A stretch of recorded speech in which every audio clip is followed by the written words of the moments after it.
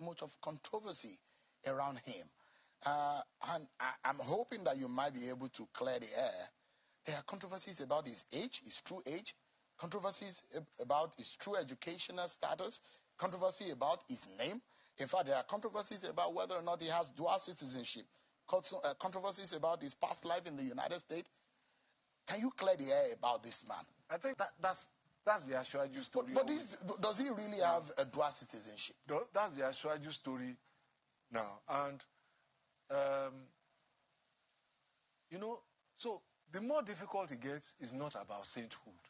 It is about efficiency. Bola Tinubu is not a saint. I am not.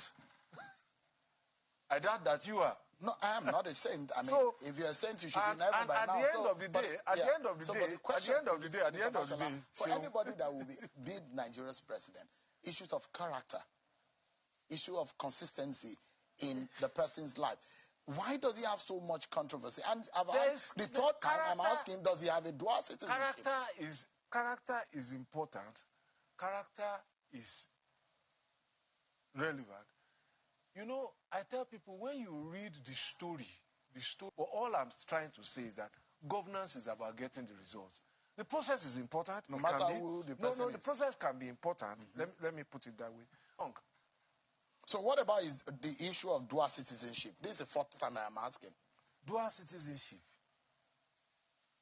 I know he carries a Nigerian passport. I don't know about dual citizenship. I know he resided abroad when he went on exile. I don't know if they gave him American citizen there. What does that have to do with the results of the election? And wait a minute.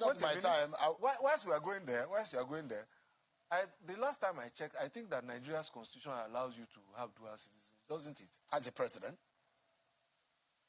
you need to recheck the constitution in check. Respect of being a president. No, it's place of battle. It's place of battle. If you were born to Nigerian parents, I think that I will check that.